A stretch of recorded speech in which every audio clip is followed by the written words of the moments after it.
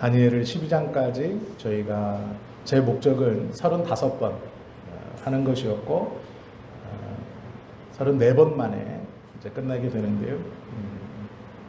오늘은 우리가 먼저 번까지 12장 첫 번째 마지막 날의 지혜의 첫 번째는 뭐였냐면 끝날 때까지 끝난 것이 아니다 라는 것이 주제였습니다. 두 번째는 무엇이냐면 한계를 넘어 한계에 이르라 라는 주제입니다. 한계를 넘어 한계에 이르라 라는 것이거든요. 어떤 말씀입니까? 저희가 좀 함께 보려고 합니다. 다니엘 12장은 다니엘이 본 종말에 관한 이야기입니다.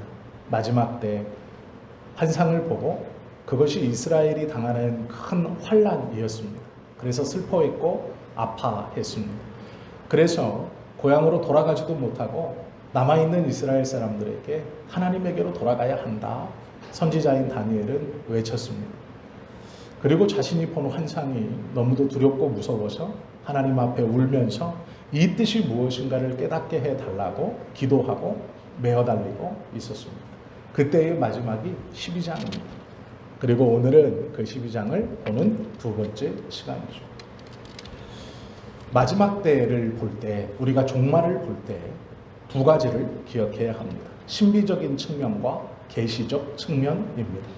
신비적 측면은 말 그대로 이상하고 놀라운 일이 일어나는 것이고, 계시적인 측면은 미리 이렇게 알려주셔서 짐작할 수 있을 만한 것을 가르쳐 주시는 겁니다. 그래서 이해할 수 없는 신비적인 것과 일정 부분을 알려주시는 계시적인 측면이 이 종말의 때는 같이 있습니다. 이게 무슨 말인가? 너무 어렵지 않은가? 좀 쉽게 설명을 오늘 함께 나누려고 합니다. 쉽게 설명하면 이겁니다. 알려주시는 것만으로도 하나님의 뜻에 합당하게 살 수 있다라는 거예요. 다 알지 못해도 알려주시는 것만을 가지고도 하나님의 뜻에 합당하게 사는 데는 전혀 문제가 없습니다. 그래서 알려주시는 것까지만 잘 알아도 하나님께서 원하시는 것이 무엇인가를 분명히 알 수 있다. 오늘 본문은 그런 시각으로 보려고 합니다. 한계를 모르면 문제가 생기죠. 이 신비적 측면과 비밀적 측면을 다 깨달았다고 하는 데가 있습니다. 신천지입니다. 신천지는 계시록을 다 깨닫고 이긴 자 이만희가 모든 것을 깨달아서 이만희를 믿으면 14만 4천에 들어가고 14만 4천만이 구원받는다 이렇게 가르치죠. 그래서 그들의 구원은 두려움입니다. 14만 4천에 들어가지 못하면 어떡하나.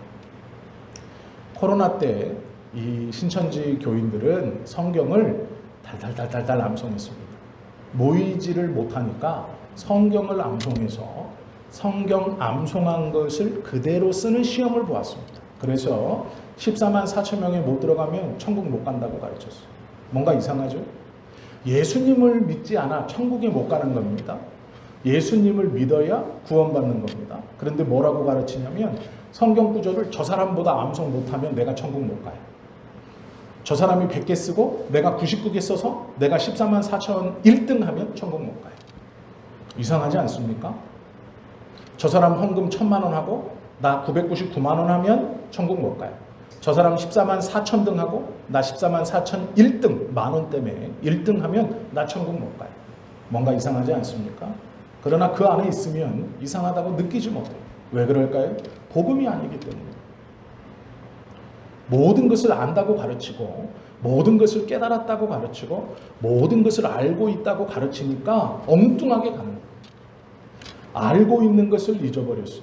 구원은 예수 그리스도를 하나님의 아들로 또 그 예수님이 우리의 구세주이시고 우리의 죄를 대신하여 십자가에 달려 돌아가시고 죽으시고 부활하셔서 다시 승천하시고 이 땅에 다시 오신다라는 걸 믿는 거예요. 그것이 복음이고 우리의 구원의 전부입니다. 그런데 문제는 이 복음을 잃어버리고 남들보다 성경 공부를 많이 해야, 남들보다 성경 구절을 많이 암송해야, 남들보다 전도를 많이 해야 구원받는다고 가르쳐. 틀린 거죠. 그것은 진리가 아닙니다. 원래 가지고 있고 원래 알고 있었던 것을 잃어버리고 전혀 다른 것을 가르치고 있는 것이죠. 이것이 이단들의 한계입니다. 그래서 구원이 없는 것, 아무리 좋은 말로 포장하고 어려운 사람을 많이 돕고 사회사업을 하고 우리가 세계 평화를 위해서 기여한다고 해도 절대로 구원이 그 안에 없는 이유입니다. 우리는 대리통치자입니다. 우리가 통치자가 아니고 대리통치자. 하나님께서 위임해 주신 그 위임받은 것으로 삶을 살아가는 것이죠. 그래서 우리는 다 알 수 없어요. 모르는 것이 당연합니다. 그러면 무엇을 붙들고 무엇을 깨닫고 무엇을 알아가야 하는가 알려주시는 것까지만 알고 가도 충분합니다. 하나님께서 성경을 통해 우리에게 들려주시고 우리가 예배할 때, 기도할 때, 찬송할 때 우리로 깨닫게 해주시는 성령 하나님의 은혜로 내가 깨닫고 있는 그 하나님과 복음에 대한 말씀에 대한 가르침만으로도 충분합니다. 그 이상의 것을 구하지 않아도 돼요. 오늘 다니엘은 이 마지막 환상 가운데 환상을 다 보고 나서 하나님께 묻습니다. 계속 질문해요. 언제 끝납니까? 마지막은 어떻게 됩니까? 이 마지막이 언제입니까? 그런데 5절에 보시면 이렇게 대답하는 환상이 보여집니다. 그 질문에 대한 대답이죠. 5절 보십시오. 나 다니엘이 본즉, 다니엘과는 다른 두 사람입니다. 두 사람이 있어 하나는 강 이쪽 언덕에 섰고 하나는 강 저쪽 언덕에 섰더니, 하나님에게 내가 본 환상이 너무 두렵고 무섭고 이 큰 환난을 이스라엘 백성들이 어떻게 견디겠습니까?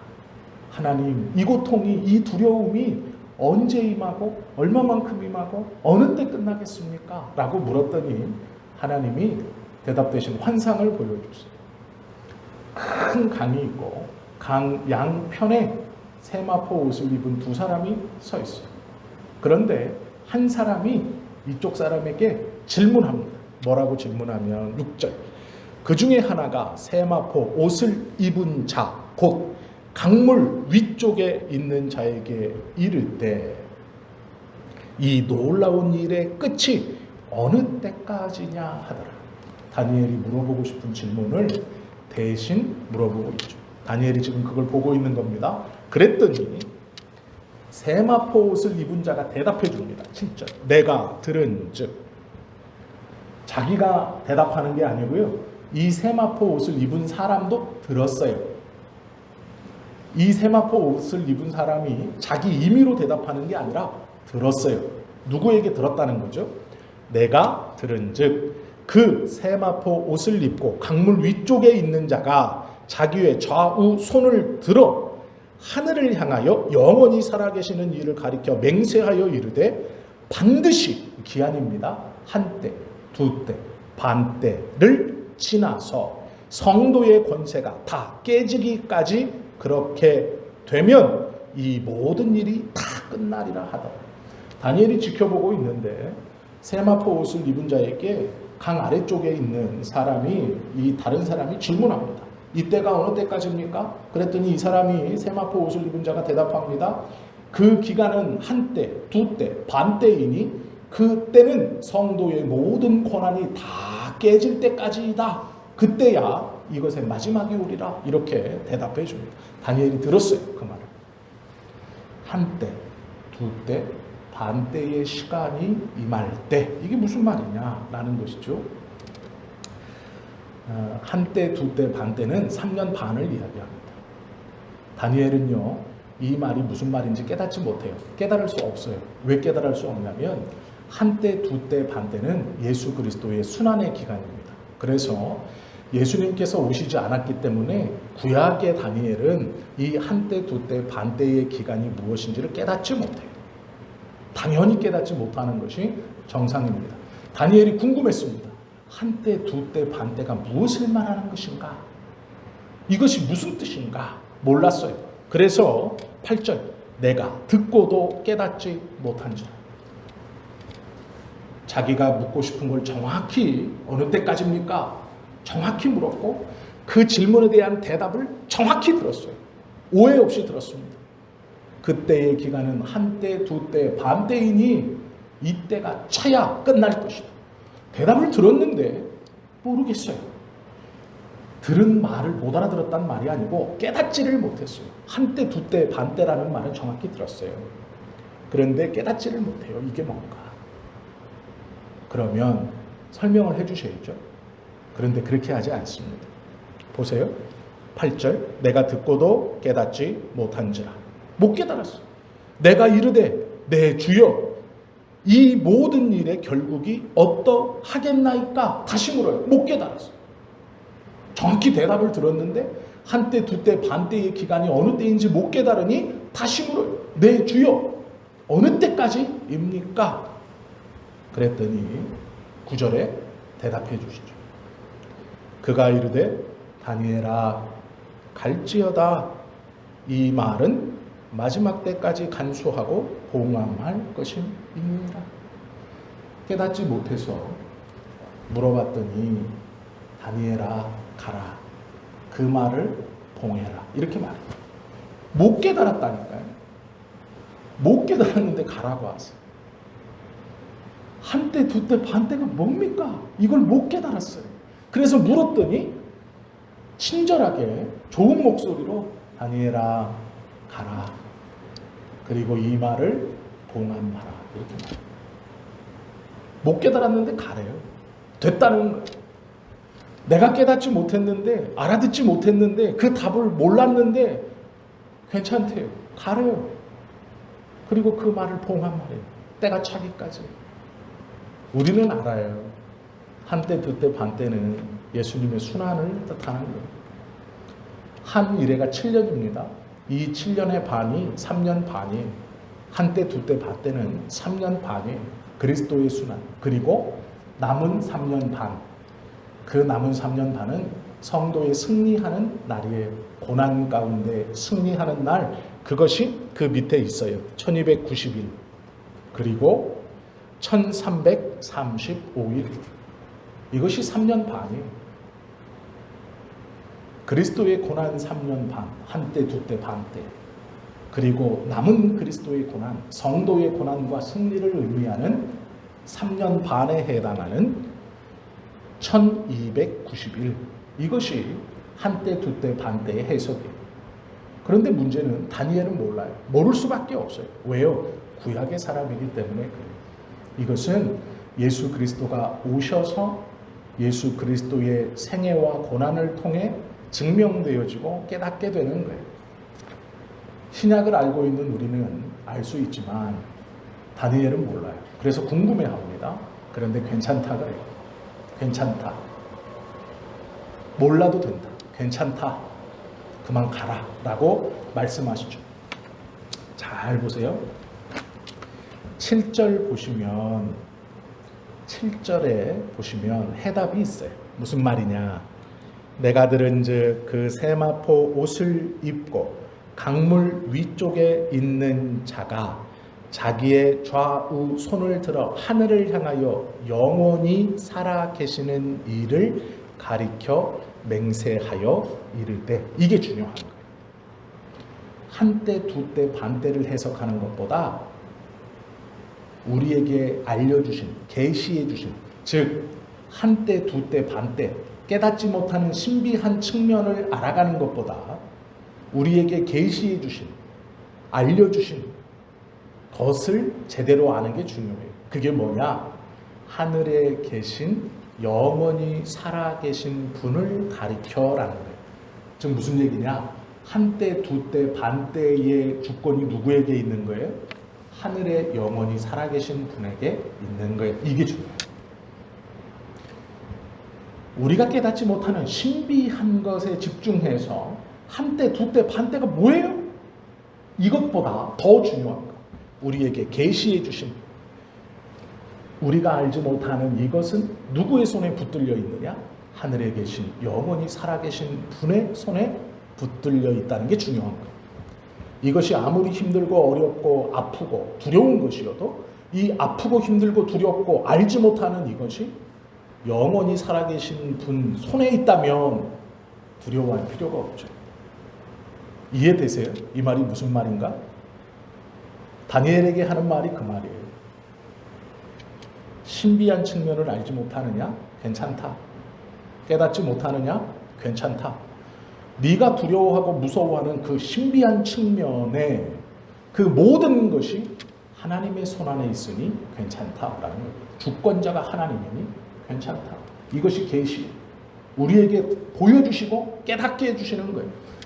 두려움이 어느 때 임합니까? 어떻게 두려움이 옵니까? 우리는 어떻게 견뎌야 됩니까?가 궁금한 거예요. 신비적 측면 몰라요, 구체적으로. 그런데 상관없대요. 왜요? 그 모든 것이 하나님의 손안에 있으니 우리는 뭘 붙들면 되느냐? 계시적 측면. 그 모든 것이 하나님의 손안에 있구나. 내 아버지의 손안에 있구나. 그러니 걱정할 것 없는 거예요. 그러니 다니엘 보고 괜찮다, 가라 라고 말씀하신다라는 거예요. 그러면 마지막 때를 살아갈 때 신비적 측면을 우리가 몰라요. 이해할 수 없어요. 깨닫지 못해요. 그러면 계시적인 측면을 가지고 이 모든 것이 하나님의 손 안에 있구나, 하나님의 계획 안에 있구나, 그분 안에 있구나 라는 것을 붙들고 살아갈 때 그냥 살아가는 게 아니에요. 그냥 막 사는 게 아니에요. 그냥 하나님 손 안에 있대 모든 것이 다 돼. 아니에요. 그게 아니에요. 다니엘 9장 27절에 보면 이런 말이 있어요. 그가 장차 많은 사람들과 더불어 한 이레 동안의 언약을 굳게 맺고, 여기서 한 이레는 7년입니다. 그가 많은 사람과 더불어 7년의 언약을 굳게 맺고, 이렇게 바꿀 수 없게 굳게 맺고, 그가 그 이레의 절반에, 한 이레가 7년인데 7년의 절반은 3년 반이죠. 그 이레의 절반에 제사와 예물을 금지할 것이며, 또 포악하여 가증한 것이 날개를 의지하여 설 것이며, 또 이미 정한 종말까지 진노가 황폐하게 하는 자에게 쏟아지리라 하였느니라 라고 말해요. 3년 반 동안 고난과 아픔과 두려움이 임하는 거예요. 그리고 그 3년 반에 이 모든 것이 그 두려워하던 자에게 다 쏟아져요. 다시 거꾸로 메시아의 승리가 선언되는 것이죠. 그리스도의 고난, 그리스도의 공생의 기간 3년 반, 이 한때와 두 때의 반때, 이 말이 이미 앞에 해석되어지고 그것이 기록되어져 있어요. 다니엘이 무슨 말인지 몰라요. 왜요? 그리스도의 고난이기 때문에 예수님께서 아직 오시지 않았기 때문이에요. 다니엘은 몰랐어요. 깨닫지 못했습니다. 그러나 하나님은 상관없다고 하죠. 그것이 하나님의 손안에 있기 때문이다 라는 것이죠. 12장 8절, 내가 듣고도 깨닫지 못한지라. 어떻게 되겠습니까? 라고 묻죠. 그리고 숫자가 등장하죠. 중요한 것은 우리의 생애에는 고난과 역경이 있습니다. 하나님, 이 일이 나에게 왜 벌어집니까? 내가 무엇을 잘못해서 그렇습니까? 어제 내가 기도하지 못했고, 어제 내가 나쁜 마음을 먹어서 어떤 짓을 해서 오늘 내가 이 일을 당하는 겁니까? 그게 아닐 수 있어요. 어쩌면 그게 중요하지 않을 수 있어요. 믿는 사람이 삶을 살아가면서 당하는 고통과 역경과 아픔을 원인을 찾는 게 중요한 게 아니라 이 고통과 아픔과 역경이 하나님의 손에 있다는 게 중요한 거예요. 이걸 붙드는 것이 중요한 거예요. 그래서 결코 나는 이 고통과 아픔과 역경으로 망하지 않는다라는 것을 믿는 거예요. 하나님의 손에 있으니. 이것은 우리가 원인을 찾는 것보다 더 중요합니다. 왜 나에게 이런 일이 생겼습니까? 우리는 그 원인을 자꾸 찾으려고 해요. 그런데 원인을 찾는 것보다 더 중요한 건 이 고난과 역경과 아픔이 누구의 손에 있냐? 하나님의 손에 있으니 소망이 있는 거예요. 우리가 결코 그것으로 인하여 망하지 않는다라는 것이죠. 종말을 살아가는 우리가 꼭 붙들어야 하는 것은, 성경은요, 복의 사람을 살라라고 가르쳐요. 종말을 살아가는 너희들 고통과 아픔과 역경 속에서도 복의 삶을 살아라. 그럼 복이 뭡니까? 그걸 믿는 것. 고난과 아픔과 역경, 이 모든 것이 하나님의 손에 있다. 이걸 아는 자가 복 있는 자. 고난과 역경과 아픔이 극복되어지고 없어지고 이것이 해결되는 게 복 있는 자가 아니고요. 고난과 아픔과 역경이 하나님의 손에 있다. 이걸 아는 자가 복 있는 자. 다니엘에게 하나님은 종말의 때에 복 있는 삶을 살아라. 그것이 무엇이냐? 네가 두려워하는 이 모든 것이 나의 손에 있다는 걸 아는 것이다. 그걸 깨닫는 것이다. 마지막을 살아가는 두 번째 지혜, 나의 한계를 인정하고 내 모든 삶의 모든 것이 하나님의 손 안에 있다는 것을 깨닫는 것. 그러면 망하지 않아요. 그러면 주저앉지 않습니다. 포기할 수 없어요. 하나님께서 쥐고 계시기 때문이죠. 사도행전 1장 6절에서 8절에 보면 이건 신약입니다. 자, 구약에서는 복 있는 사람, 그 모든 것이 하나님의 손에 있다는 것을 깨닫고 믿어라. 이것이 복이다. 이렇게 가르치고 신약에 와서 예수님이 뭐라고 하느냐? 사도행전 1장 6절에서 8절입니다. 그들이 모였을 때에 예수께 여쭈어 이르되, 예수님께 물어봐요. 제자들이. 주께서 이스라엘 나라를 회복하심이 이때이니까 마지막이 언제입니까? 이렇게 말하는 거죠.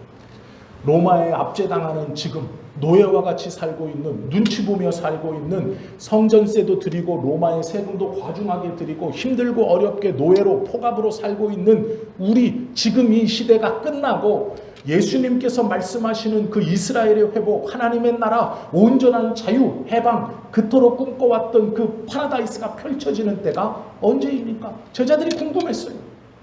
예수님이 왕되는 그 나라는 언제 옵니까? 그랬더니 예수님이 이렇게 말하죠.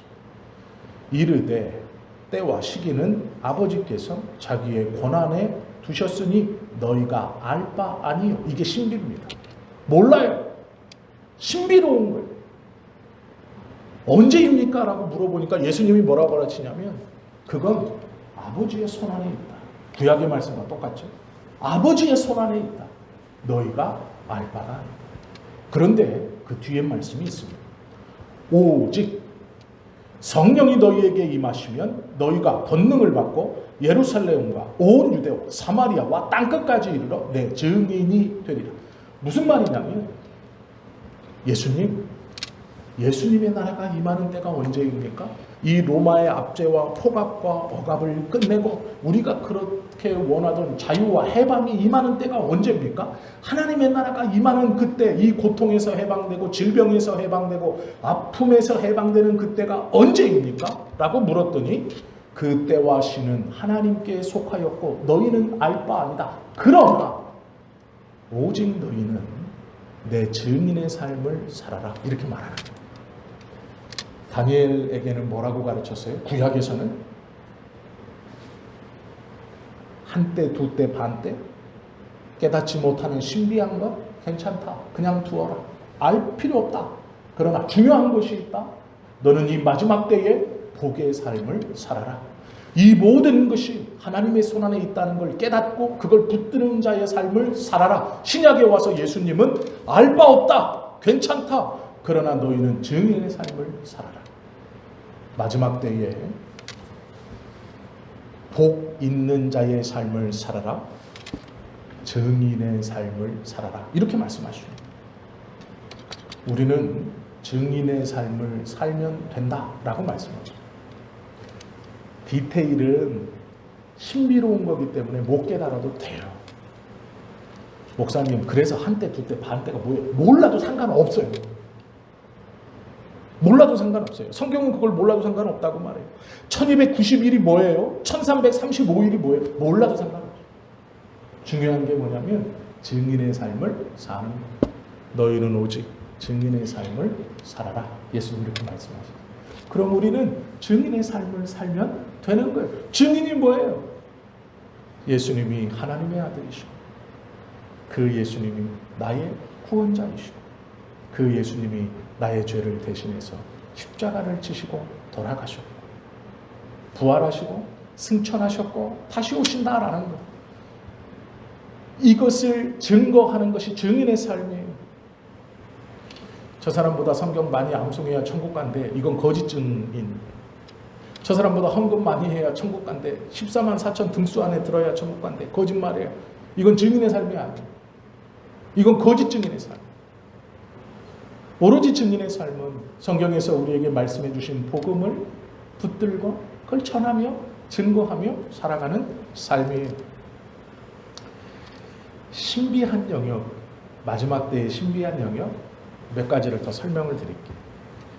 요한계시록에 보면 6장 1절에 이런 말이 있어요. 내가 봄에 어린 양이 7인 중에 하나를 떼시는데 그때에 내가 들으니 내 생물 중에 하나가 우레와 같이 말하되 오라 하기로. 이 말이에요. 요한이 하나님의 나라에 가서 환상을 보는데 어린 양이 인을 떼는데 그 인을 떼자 내 생물 중에 하나가 우레, 천둥 꽝꽝 하는 소리처럼 소리를 쳐요. 오라! 이렇게 말해요. 이게 도대체 인을 떼서 벌어지는 일이 뭔지 내 생물이 뭔지 상관없어요. 누가 조종하는 거예요? 누구의 손안에 있는 거예요? 어린 양의 손안에 있다는 거예요. 이게 중요해요. 요한이 지금 그것을 보고요. 정말로 중요한 건 내용이 아니에요. 누가 주재하느냐예요. 누가? 어린 양이 주재해요. 어린 양. 그러면 문제 없어요. 나의 구세주이신 예수님이 주관하시면 나는 문제 없어요. 걱정할 필요 없어요. 그 인봉의 내용이 얼마나 두려운 것이든 얼마나 참담한 것이든 얼마나 아픈 것이든 상관없어요. 주제자가 예수님, 그 예수님이 나의 구원자예요. 그 하나님이 나의 아버지래. 그러면 상관없어요. 우리에게 보여주신 것은 인봉을 어린 양이 뗀다는 거예요. 그러면 돼요. 보여주신 것만 잘 붙들어도 아무 문제 없어요. 4절에 보면 이런 말씀도 있어요. 6장 4절. 이에 다른 붉은 말이 나오더라. 그 탄 자가 붉은 말을 탄 자가 힘이 좋아요. 그래서 어떤 일을 행하냐? 땅에서 화평을 제하여 버리며 서로 죽이게 하고 또 큰 칼을 받았더라. 이렇게 말해요. 그 붉은 말을 탄 자가 얼마나 권세가 있고 무서운지 땅에서 화평, 평화를 다 제하여요. 전쟁, 기근, 다툼만 일어나게 해요. 그리고 서로 죽이게 하고 큰 환란을 불어치게 하고 큰 칼을 받았어요. 그런데 그 앞에 몇 단어가 하나 이렇게 가로쳐져 있어요. 그게 뭘까요? 제가 정확히 읽어드릴게요. 6장 4절 계시록. 이에 다른 붉은 말이 나오더라. 그 탄 자가 허락을 받아. 이게 중요해요. 이게 우리에게 깨닫게 해주시는 계시예요. 그 붉은 말 탄 자가 힘이 좋아서 화평을 제하여버리고 사람들을 죽이고 큰 권능을 받고 큰 칼을 받고 중요하지 않아요. 그 붉은 말을 탄 자가 허락을 받아가 중요해요. 허락을 받아. 허락하신 자가 누구예요? 하나님이에요. 그 붉은 말을 탄 자가 누구냐? 안 중요해요. 그 붉은 말을 탄 자가 무슨 짓을 하느냐? 안 중요해요. 우리는 몰라요. 그게 뭔지. 그런데 아는 게 있어요. 허락을 받는 거예요. 누구에게 허락을 받아요? 성부에게 허락을. 그러면 문제 없어요. 어떤 두려운 일이 있고 어떤 큰 환란이 내 앞에 닥쳐도 그 허락하시는 분이 하나님이에요. 나의 주님이고 나의 아버지예요. 예수 그리스도를 대신 내 대신 죽이시고 피값으로 나를 사신 분이에요. 그러면 문제 없어요. 계시록은요 그걸 알려주는 거예요. 붉은 말이 탄 자가 누군지 몰라도 돼요. 그 붉은 말을 탄 자가 어떤 짓을 하는지 몰라도 돼요. 그런데 보여주시는 건 뭐예요? 허락을 받아. 그걸 눈치채야 돼요. 붉은 말을 탄 자가 두렵죠. 무섭죠. 그런데 이 붉은 말을 탄 자가 아나무인이 아니에요. 허락을 받아야 돼요. 누군가에게 통제되고 있어요. 그게 누구예요? 하나님이에요. 그럼 문제 없죠.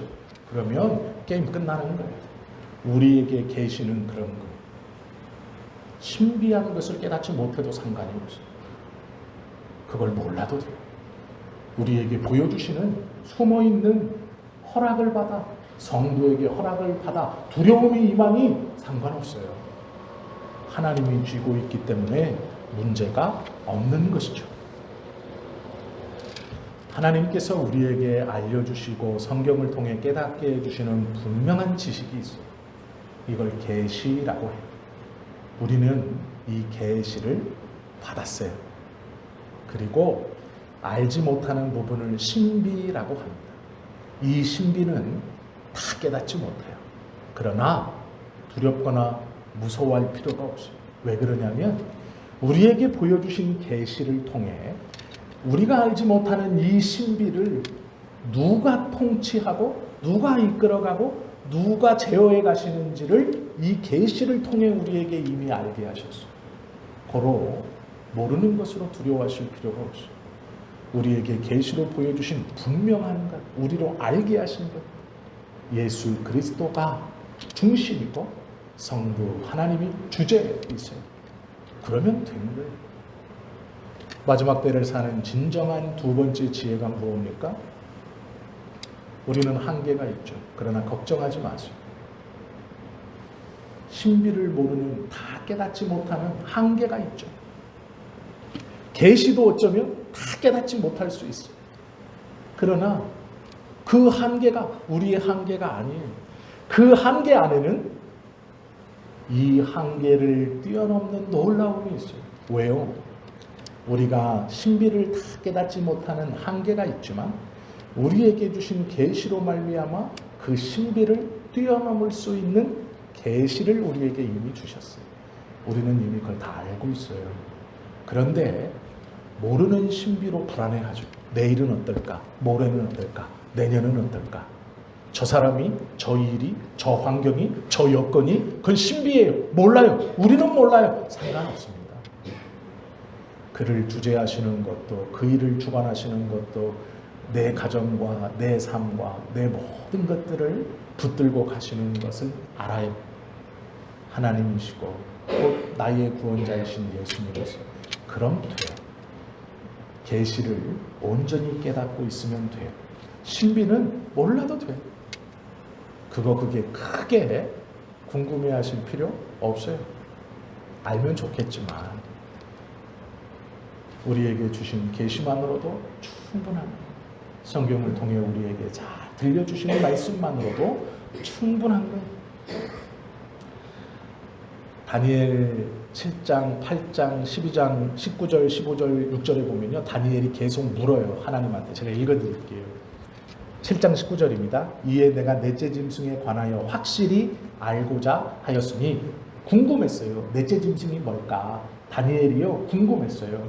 하였으니 곧 그것은 모든 짐승과 달라서 심히 무섭더라. 그 이는 쇠요. 그 발톱은 노신이 먹고 부러뜨리고 나머지는 발로 밟았으니. 그런데 뭔지 모르겠어요.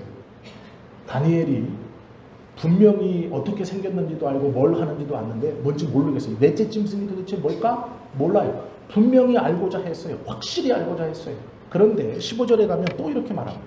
나 다니엘이 이 환상을 보고 그 뜻을 알고자 할 때에 사람 모양 같은 것이 내 앞에 서 있고 뭔가를 보고 알고 싶었어요. 알고자 했어요. 그런데 몰라요. 다 몰라요. 12장 6절도 이렇게 말합니다. 그 중에 하나가 세마포 옷을 입은 자 곧 강물 위쪽에 있는 자에게 이르되 이 놀라운 일의 끝이 어느 때까지일까 하더라. 8절 내가 듣고도 깨닫지 못한지라. 분명히 알고자 하였지만 몰랐어요. 자세히 알고자 하였지만 몰랐어요. 깨닫고자 하였지만 몰랐어요. 그런데 내가 이르되 내 주여 이 모든 일의 결국이 어떠하겠나이까? 앞에 몰랐던 것, 자세히 알고자 했지만 몰랐던 것, 깨닫고자 했지만 몰랐던 걸 물어봐요. 이 모든 일의 결국이 어떻게 됩니까? 그랬더니 뭐라 그래요? 다니엘아 평안히 가라. 다니엘아 가라. 몰라도 된다. 신비가 우리의 삶을 막는 게 아니에요. 계시를 모르는 것이 우리의 삶을 막는 거예요. 우리가 믿음 안에 살아가지 못하고 주저하게 되는 이유는 모르는 것이 두려워서가 아니고 알고 있는 것을 모르기 때문이에요. 알아야만 하는 것을 모르기 때문이에요. 알고 있는 것을 잊어버렸기 때문이에요. 이미 가장 큰 계시는 우리에게 주어졌어요. 하나님의 아들이신 그 예수 그리스도가 나의 구원자이시다라는 이 놀라운 계시가 우리에게 주어졌어요. 알지 못하는 신비는 그냥 놔두세요. 몰라도 돼요. 상관없어요. 알고 있는 것으로 충분해요. 성경은 그것을 말씀하고 있죠. 우리는 하나님께서 성경을 통해 우리에게 보여주신 것을 이미 알아요. 그것으로 충분합니다. 불안해하거나 두려워하실 필요가 없어요. 모든 것이 우리가 이미 알고 있는 우리의 아버지 하나님이신 하나님의 손안에 있어요. 그분이 인도해 가세요. 그분이 허락하셔야 돼요. 그분이 주재하시고 그분이 붙드세요. 그렇다면 우리에게 임하는 어떠한 모양과 꼴, 그 모든 것들이 하나님의 손안에 있으니 안심해도 돼요. 불안해하지 않으셔도 돼요. 다니엘은 하나님께서 다니엘을 통해 이스라엘 백성들에게 그 말을 하세요. 괜찮다. 괜찮다. 두렵고 무서운 환상, 넷째 짐승, 두려운 일, 괜찮다. 몰라도 된다. 왜? 그 일을 내가 주관하고 있기 때문이다. 라는 거예요. 이것이 두 번째 지혜입니다.